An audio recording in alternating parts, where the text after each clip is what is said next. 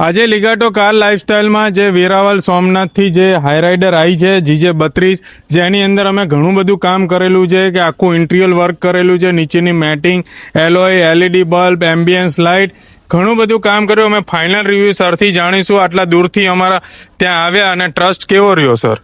નહીં, બહુ ફાઇન રહ્યો.